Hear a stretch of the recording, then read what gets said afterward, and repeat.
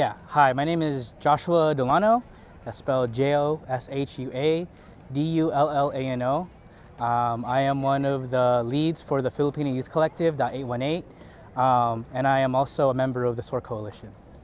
Yeah, so today was a very successful launch of our SOAR Coalition. We probably had over 100 or more students mobilized to this action today. And it really shows that this is an issue that really strikes to the heart of the people here.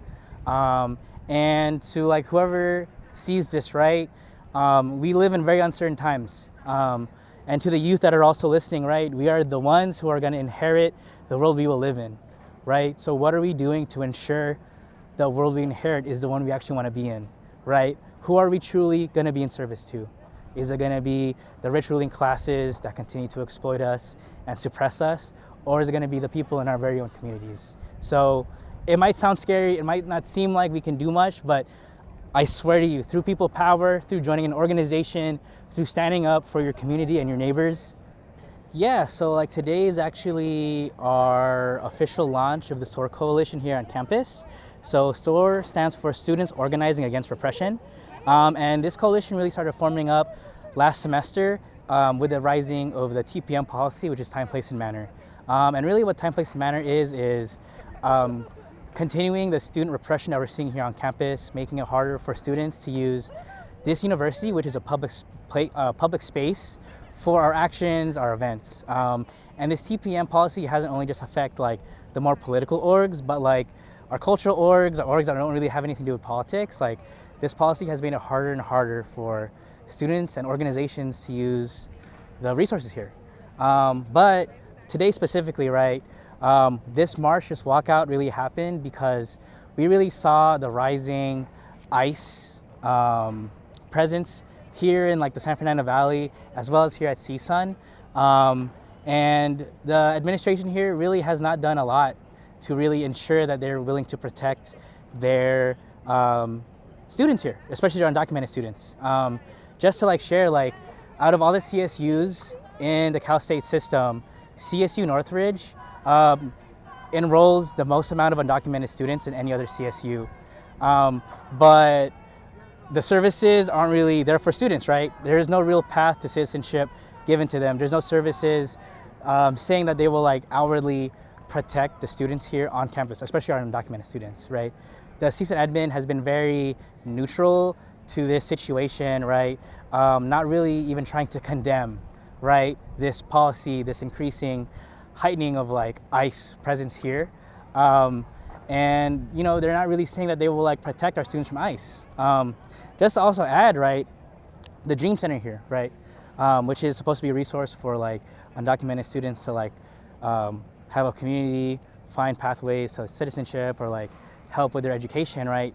They can't even hire undocumented students, right? So if they really want to serve their students, they can't even employ the undocumented students here to work for the Dream Center, right? And who is better, right, to actually serve undocumented students than undocumented students themselves, right? But yeah, we're really here to highlight that. We're really here to also highlight the CSUN admin gets so much money from this campus, right? Back in 2023, the Board of Trustees of the Cal State system agreed to raise our tuition over the next 5 years by 6%. So by the end of the 5 years, it's going to be a 30% overall increase on our tuition. But if we are going to have to pay that increase in our tuition, where is our money actually going? Is it going to a quality education? It's not, because we're seeing our Gender and Women's Studies department getting cut in funding. We're seeing our English master's department not even have funding for their own thesis, right? So we really want to highlight this funding is going towards further suppression, right? The cops here on campus, they had totally fine SUVs to patrol this area and make us feel safe or whatever. But instead, last semester, they decided to get them brand new electric cars, brand new Mustangs, right? Same thing with parking enforcement. Instead of making our tuition or our parking passes more affordable, right? Knowing that this is mainly a commuter school, instead of making it more affordable, what did they do? They gave brand new electric cars to parking enforcement. So it's we're really asking admin to really not invest in things on campus that don't actually go to meet the needs of our students here, right? Because at the end of the day, we want to remind them, right? What is their purpose as administration here on campus?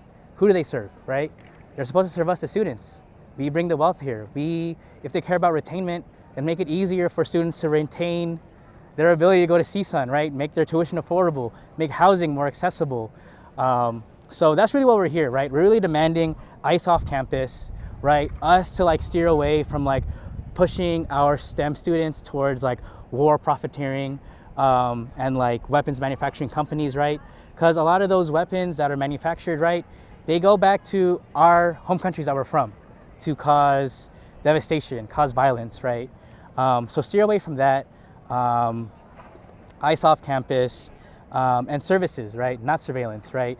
We don't want CSUN and administration putting all their time and resources in creating policies like TPM, but use their time and effort and resources towards helping the students, right? So surveillance or services, not surveillance. But yeah, that's kind of what we're here for today.